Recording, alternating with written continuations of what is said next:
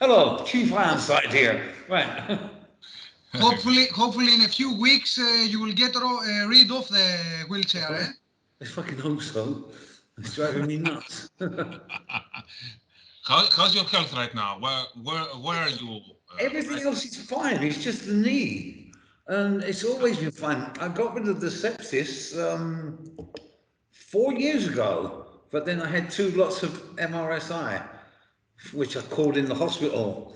So that's why it's taken so long. 'Cause it's like 2 years before operation, they will not touch you with sepsis. And then with MRSA, it's another 2 years. And it's been 4 years, it's 7 years all in all. I've been fighting with the fucking government in England and the NHS over there because they're a bunch of assholes. So we came to Croatia. now? Nice, nice. So you found a second home there. This is Second going to third. be my permanent home next year, I hope. Yeah, I've met a wonderful woman, and we plan on getting married later on this early next year. And it's all his fault. She was my nurse in the very first care home I was in, and over the sort of 8 or 9 months, we just sort of fell in love. Yeah, no, it's so sweet. Can the violin, right? Romantic. Yeah, Yeah. it is. It's good. Oh God, I just noticed that shirt you're wearing, the Cardinals. Cardinals, but inside, Ah, that's better. that's better. I can see. Now we match better. Yes. So I have to say, Paul, that a part of the idea of making an interview, I will turn back time, not in my childhood days. I'm 41 years old, so when I was born back in '81, that was your last year anyway with Iron Maiden. But I've started to love metal, heavy metal, and Iron Maiden because of your two first Iron Maiden's two first albums with you Thank in you. vocals, and these are still my favorite albums. But Yeah, mine I, too. same on me, same on me. There are many anyway. So many people who disagree or agree. I don't care. I don't care. I think that our country, let's say, okay, I'm Greek and my country is Greece, but our first country is our childhood memories. Yeah. So I don't care what they say, what people say, because my heart and my mind, me personally, Nikos, so my heart and my mind says Paul Diano is my, the voice of my heart and the true voice of the true Iron Maiden for me.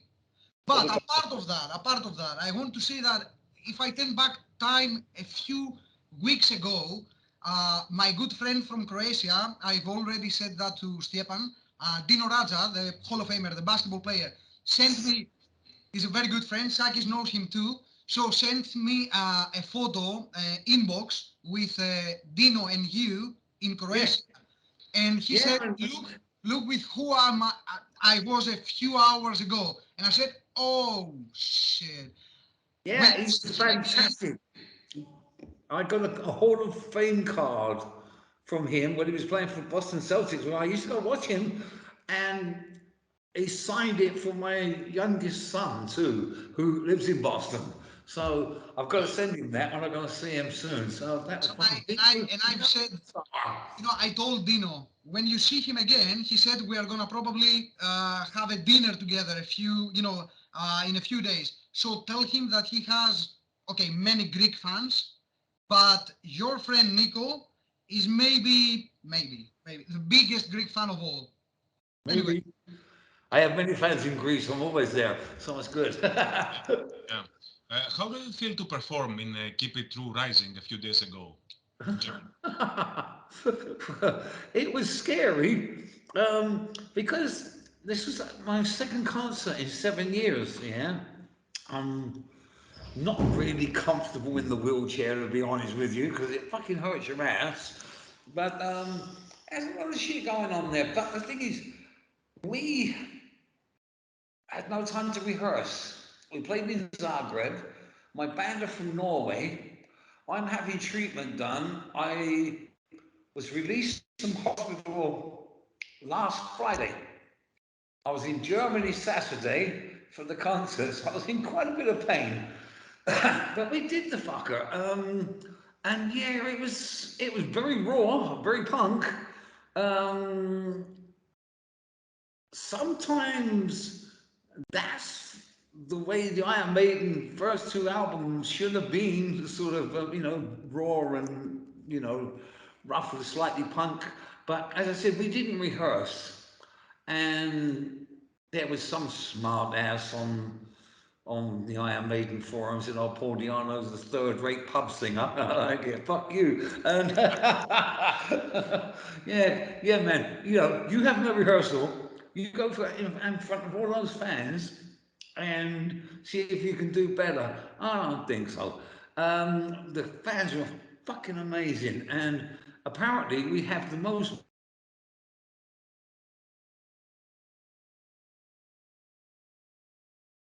It seems that it's frozen. We can hear you. We can hear you. We can hear you. Yeah, we lost you, but it seems that you're fans, and now the image is frozen. Can you hear us It's now? almost like yeah, Yeah, I can hear. Is there anybody there? yeah. Fucking It internet. I hate Wi-Fi. the the image was frozen. There was no sound, so uh, we didn't hear anything after. It seems that your fans are, and we hear nothing nothing more They now. are incredible, absolutely incredible. I mean, the Maiden family is huge, but they've been absolutely fantastic with me. Um, let's put it this way: 7 years ago, I should have been dead. Then I started getting my sort of shit together with some treatments and stuff.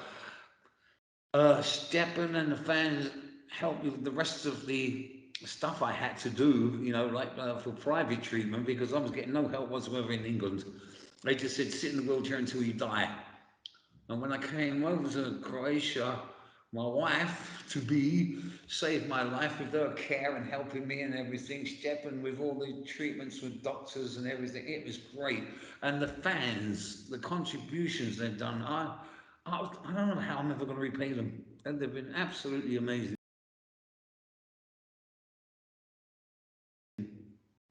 Hmm. Your previous show before the Keep It True Rising was in Croatia. Uh, You're and frozen again. Oh, yeah, there you are. yeah, okay.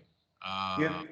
Your previous show was in Croatia, but the special thing that happened was that you met Steve Harris after many years, and you exchanged. That's, yeah. Everybody saw that. How awkward this was. It wasn't awkward at all, because me and Steve were in contact, but mostly on WhatsApp, and it's mostly about West Ham. So we're normally always talking about football on there, So, and he said to me, "Oh, we'll be in Croatia soon." I went, "Are you still there?" And I said, "Yes, I am." So what happened? And Steve's sister Linda told Steve that I was playing a warm-up show the day before Maiden played at the Zagreb Arena. So we did a free concert, which was my first show. I was hoping Steve would get there, but they were still in Split.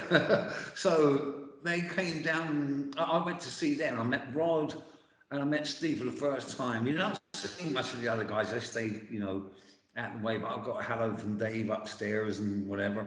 But yeah, it was really cool. But to see Rod and Steve again after 30 years was amazing. It was really good. It was really good. Um, let's be honest. Many fans of Iron Maiden wonder that.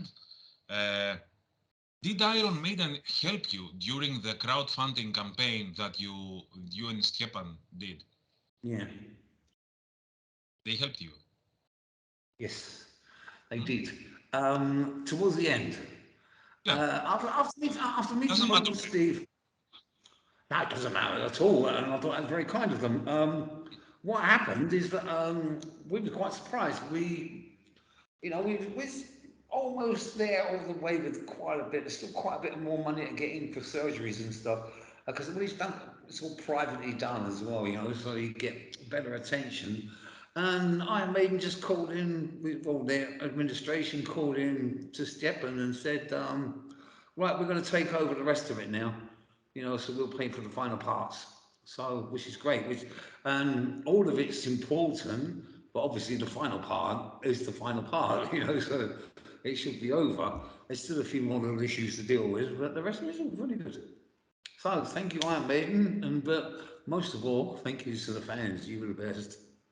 Yeah, that's very important to know because uh, I know that Iron Maiden would never do that, would never reveal if they did something like that. But I think, but I think that justice should be made, justice should be done. That people should know that they didn't leave you alone after all these years. It doesn't matter what has happened ever since. Doesn't matter what has happened. It seems that Nothing's happened. Well, that's the thing. Nothing's happened at all, yeah, apart from we haven't seen each other. I think the last time I saw Steve before that last meeting, it was at Stansted Airport. He was just coming in back to England. yeah. On the carousel. That was it.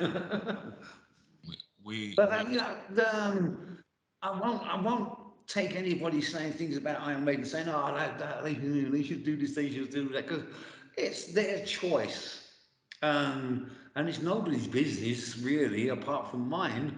But I don't want to hear fans saying, "Oh, Iron Maiden did this or should have done this and should have done that," because Iron Maiden fucking did great for me. So let's put that one to rest. yeah, yeah. That's great to know. I think it's the first time that it is revealed. Uh, I really appreciate your honest answer about that. I think it's Hey, they people helped should. Clive too. They did a lot for Clive too.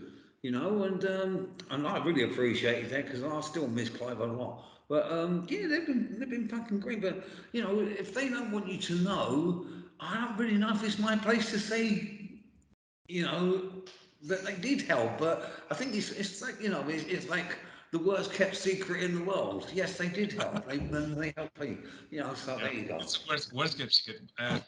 Another secret that we'd like to know is for the hardcore fans, the die-hard fans. When you first auditioned for Iron Maiden in 1978, Yeah. do you remember which songs did you sing on that audition? It's being said that you sang some Deep Purple songs. Is that true? It was. It was Dealer. I didn't even. I knew how the melody went, and I knew. I think about the first two lines of the song, From which song? and Dealer Hmm? by Deep Purple off "Come Taste the Band." So we did that. it was a bit. Yeah, It Deep was, Purple, yeah, it yeah. was a bit strange, but yeah, that was that. What other songs did you Oh, hear? I don't remember. I don't remember. Did they play any new songs? Any new songs for you to work with unreleased that appeared in the debut album? The first album, they already had pretty much their own sort of the songs together, but with Denny Wilcox Yeah. singing them and whatever, and Paul Day, which is great. But so that part was good. When we started doing Killers, then things started getting a bit interesting. But when I absolutely said yes to joining Iron Maiden, I only heard a few songs round at Steve's nan's house. And they played me this stuff, and I thought, "Whoa, this is it. This fits perfect." So I had no problem saying yes. Mm-hmm. And I have a little bit harder question for you now that we are talking about auditions and rehearsals and whatever. While you were on the band, there are many people who say that songs of The Number of the Beast were recorded Oh, or written by Steve, by whoever anyway, by Steve mainly, while you were in the band. That and that if you haven't left the band, the the legendary scream in The Number of the Beast would be yours. Nah. What is true? Which is the truth behind that? Behind the number of songs I and don't know where. Okay, I don't know where these come from. These stories. Apparently there's a recording of me singing the number of the beast. Well, that must have happened when I was taking drugs or something because I don't fucking remember that. No way. No, no, no. Never did it. Never happened. Some people have nothing better to do than come up with like stupid stories, you know. Yeah, it must be the drugs from their side too. They must be taking drugs too.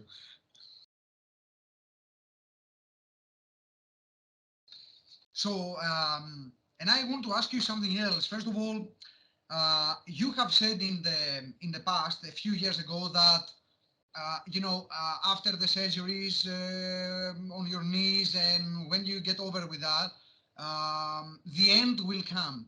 You have said in the past that you will go to Australia. You have said that you will, you have a good friend in Brazil, Alex, in Sao Paulo, who has Greek origin too, and that you Yeah. are gonna, have a rock bar there. And Alex is here. Alex is in Greece at the moment. all right, He's flying for Greek Airlines at the moment. okay, I spoke to yeah, Alex yesterday. He's my best friend. We've been friends for 30 years, the Piloto, the Commandante. But yeah, yeah, we often talked about getting a bar in Brazil. But then again, I also talked with my ex-wife about getting a cantina, like a Mexican cantina.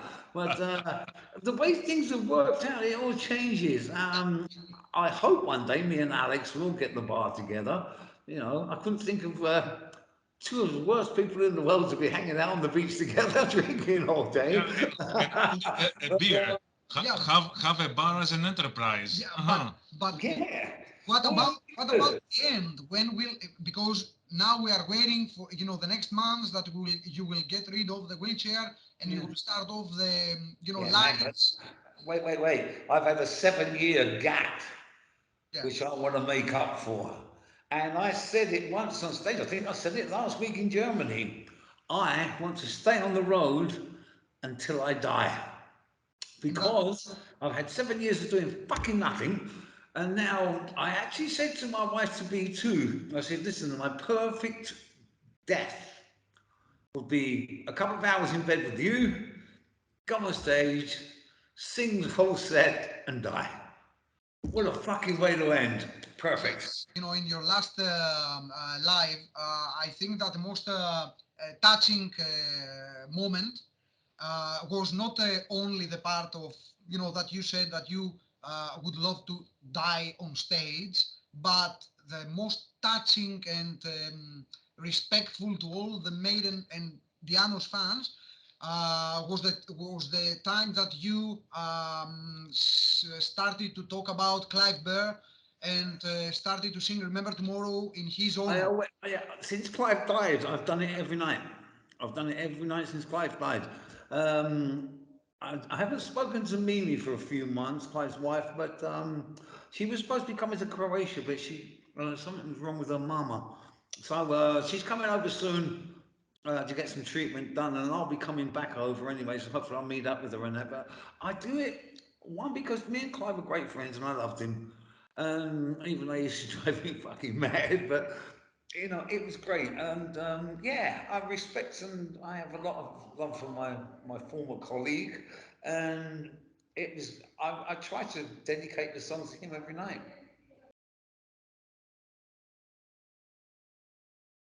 Mhm. Um, One of the most obscure projects you have ever worked with is GOGMAGOG. Oh, fucking hell. Yeah, that, Not that's my problem.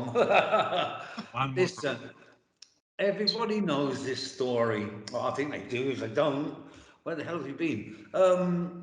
The original band was put together by some TV guy called Jonathan King, who's a 1960s pop star himself. And then he used to do all these TV music shows. He put together a band which originated David Coverdale on vocals, John Entwistle on bass, Cozy Powell on drums, And I can't remember who the other. Oh, Rod Argent on keyboards and a few other people. But anyway, all these people sort of in the end they just all dropped out. So he recruited Pete from Def Leppard, Clive on drums, and when Clive said, "I can't let's do it," so I went ahead and did it as well. Yannick Gers on guitar as well, and Neil Murray from Whitesnake on bass, and it worked fantastic. But the only problem there is the song sounded like shit. They was not good. Uh, Because this guy wrote the songs. He didn't allow you to write the song. him and Rod Argent wrote the songs. Now Rod Argent wrote the song "Hold Your Head Up." I mean, Yeah. come on! I mean, it's one of the fucking greatest rock songs ever. So I don't know what drugs he was taking there because working with Jonathan King was fucking wrong. The guy just his ego. He wanted to sign the band for like $2.5 million. So all the record companies are sitting there thinking, yeah, fuck off, like that was stupid. Um, and it was doomed from the start. We did it as a bit of a lot. We could have made that sound really good if it let us do writing ourselves, yeah? So everyone just kind of fizzled out, and that was the end of it. And then the next thing I know, he's been arrested and doing jail time for being a paedophile and trying to fuck little boys. And no one's ever heard of him since. My original question would be about Pete Willis from Def Leppard. Being a Def Leppard fan too, how was he as a person Great. to work with? Because he's been one of the most impressive individuals in the music business all these years, and haven't heard many stories about him. Yeah, well, that's it. Stories are stories. Don't believe them all. Yeah. Pete's a really nice guy. Yeah, I got pretty well with him actually. He was a pretty decent guy, and he wasn't drinking or anything. He was clean, and yeah, he was all time. And we only met each other every now and again for a rehearsal. I mean, I had more chance of seeing Clive and Neil Murray because we were all in London. But the rest of the guys wasn't, so we didn't see much of each other. But when I see Pete, he was fantastic. He was really Mhm. nice. You grew up with Phil Collen as well. Huh? You grew up as a teenager with Lee Hart and Phil Collen. You kept in touch with Lee Hart, but how about Phil? Yeah, yeah. What's the last time that you saw him? I haven't seen Lee for about 6 years now. Lee left the music business and because he was my manager for quite some time, and yeah, he had some issues, and then he married some. He's always. I think it's the longest engagement in the history of the world. He's been engaged to this Japanese girl for something like about 20 years. And, but they're getting close now. So I think he's going to go over to Japan. He spends a lot of time over there anyway. So he'll be back in Japan. Phil Collen and me, we went to kindergarten together. And we used to sort of, yeah, weird, huh? We used to sit, our house, my house was here, his house was there, and there was one house in between. And we'd sit on the porch reading our monster magazines on the Saturday and hanging out and stuff. And yeah, it was great. Hmm. I haven't seen Phil since Santa Monica, and that was in the early 90s. Well, I bumped into him in the store, would you believe? But I'm in contact with him because one of our best friends, Freddie Ball, who also knows all the Leopard guys in there and knows Phil, we're all from that part of London, so we all keep in contact. So any messages or anything happens, we'll always out. Same friends for 50 years. It's great. Can you tell us what happened exactly with the original Iron Man, the project with Dennis Stratton? No comments. See my lawyer. No, man, no, listen, no, see, this is what Lee did. He gets all this shit together and then throws all these weird things at you. And I said, oh, right, well, okay, look, I'll have a listen to this. And I said, yeah, come on. I was getting paid for doing these songs. Um, and I thought, oh my God, that's not really me. But some of them came out okay. It seemed like I'm stretching my voice a different way. It's not singing slightly different from what I would do. but some of these songs, oh my God, they were terrible. And then he got Dennis Stratton in as well. We both done the same kind of songs, or we both recorded the same versions. Yeah, but with his voice and then some with my voice, and then Lee managed to mix the two together, and then have Dennis. No, I'm like, oh, I don't want to fucking do this. This is, it's not right. And why he would try to team me and Dennis together, I have no idea, because Lee doesn't like Dennis at all, and I don't care for him too much either. Yeah, and he's Dennis. I think it says that uh, the record was released without taking royalties of the album. I I think don't think that's any of us got any royalties. We got paid a session fee. It wasn't about royalties, so like he didn't sign up for that. He done exactly the same as what I did. We got paid as session musicians. mm, mm. So When he's got these little fantasies.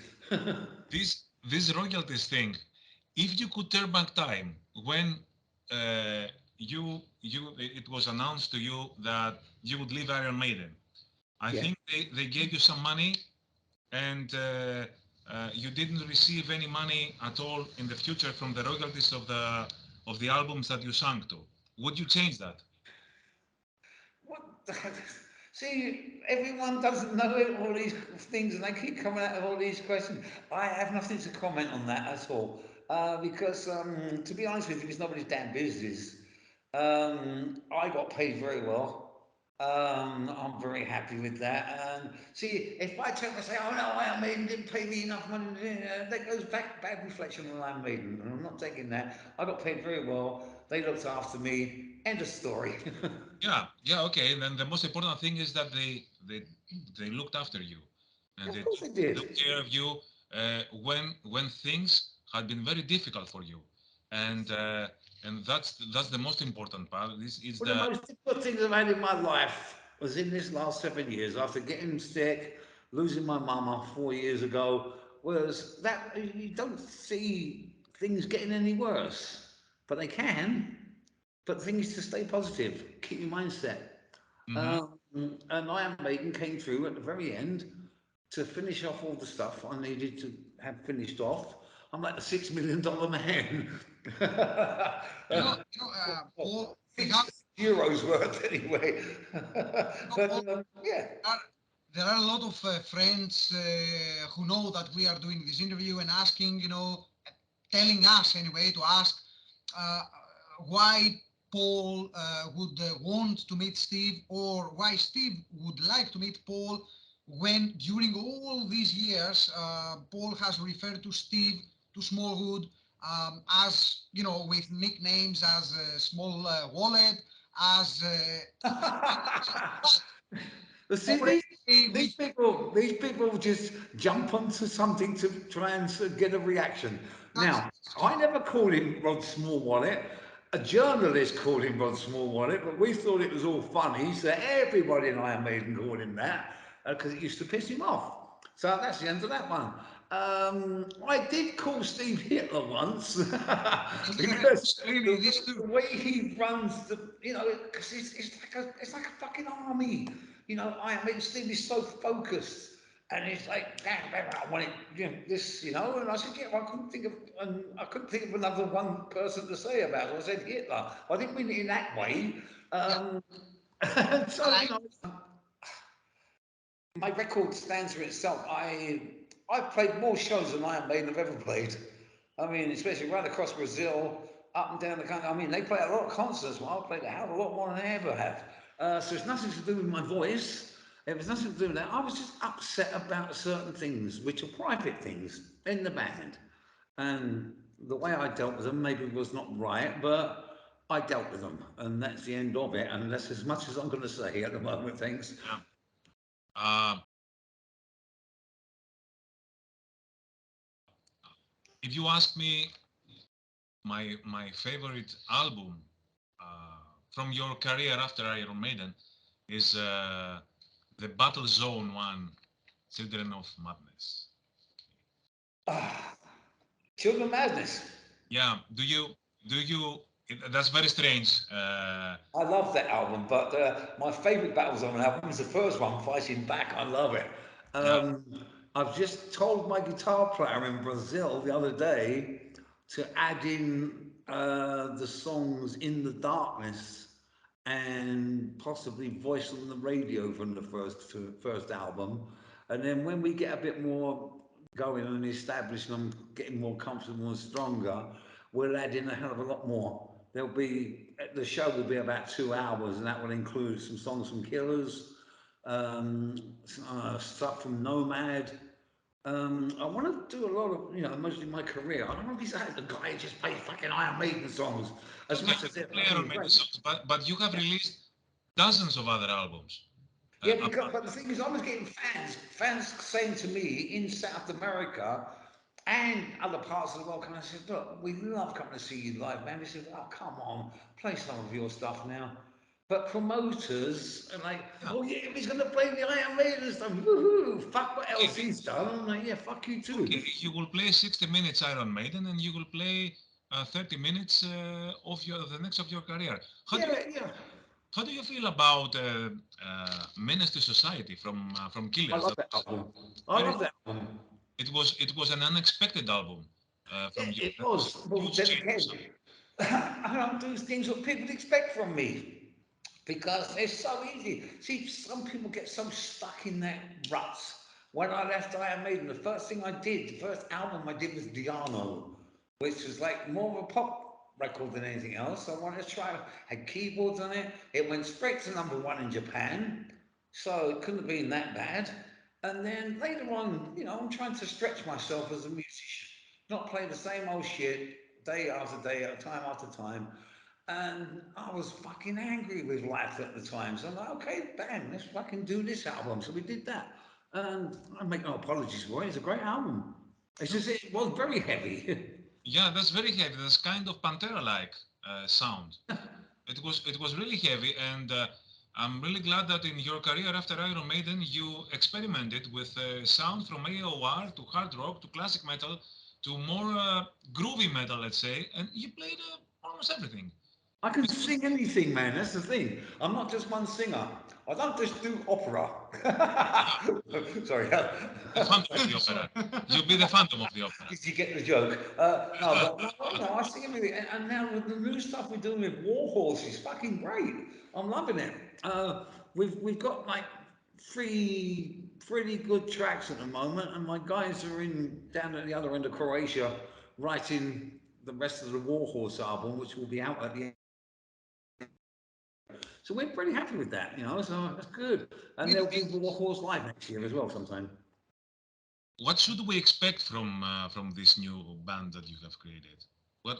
You've not heard anything. You've not heard any track at all yet, have you? No. We did one track for the Ukraine called "Stop the War," uh, which you could get on. I think Stephen will explain this to you. Yeah. Paul found a band in Croatia and recorded 3 songs. First single is sold out 666 pieces in just 1 month and something. And in the middle of next year, full album will be recorded, and we are working on the booking of the gigs. And this will be different from Paul Diano shows. Will be mostly Warhorse and a few Iron Maiden and other songs. Depeche Mode told me. That's supposed to be a secret. No, no, I mean live. Yes. Yes, yes. No, it will be recorded as well. Yeah, something like that. But I can send you link later so you can hear the song and the single. And people really, really like the songs, and this will be gorgeous. And Paul Diano maybe even don't know, but Herway made a deal with Joe Lazarus, nephew of Steve All Harris, right, cool. and he will Can play drums. recording drums for another song. Excellent, that's good. So, I've got to get Steve. Oh, otherwise, I'm going to ask Steve Hopgood, my drum, from Killers and Battlezone, to come in. Yeah. But that'd be good with Joe. That's So excellent. we'll be in the Yeah. recorded in Steve Barlian Studios. So Brilliant. everything will be. We've done the 3 tracks we've done was "Stop the War," "Forever Bound," Yeah. and "The Doubt Within." I think they're three pretty good tracks, you know. But now we're starting to let's build it up a little bit more now. So I've got another track. I've got a track now called Warhorse, but I didn't write that. And so now I'm going to start writing a bit more now as well. So it's all good. I just want to get this out of the way. Once it's out of the way, then there's no stopping me. I'm just going to take my fiance and kid off to an island for 4 days, then kick them into touch, and then I can get back to fucking work. Yeah. That's very. To tell you the truth, I'm very glad that I see you laughing and happy and optimistic. That's the Right? drugs I'm taking. Yeah, yeah. Medication. Just send us the names of the drugs so that we can be this way. Vicodin. Vicodin and Oxycontin. uh, έχεις να ρωτήσεις κάτι άλλο? Yeah, I would like to ask you one thing about heavy metal, although you have said in the past that you're not a heavy metal fan anyway. If and when, Iron Maiden stop, Metallica stop, Judas Priest, and all the great bands of heavy metal stop. Do you think that new generations, younger guys, younger kids, younger people will still listen to only these bands or to newer, groups, newer bands? Are there any really, newer bands who will take over? It's time for Warhorse to reach the top.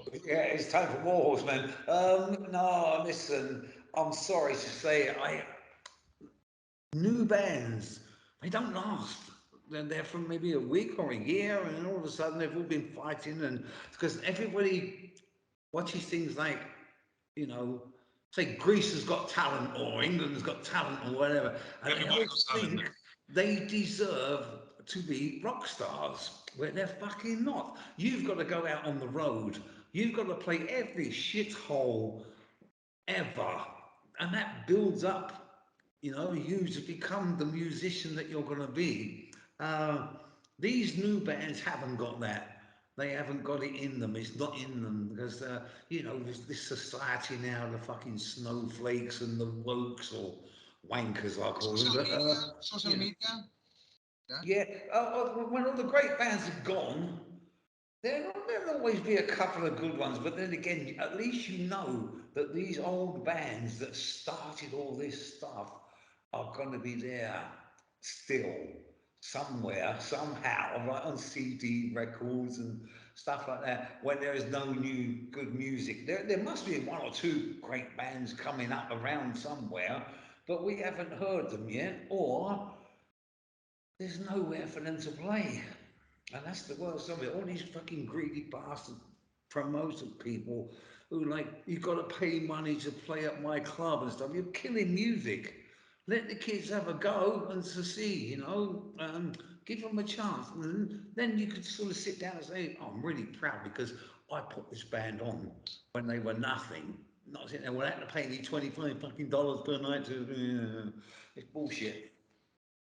And I would love to hear your opinion about a guy who have said the best for you in the past and said that all his band were really influenced by Iron Maiden and by you personally.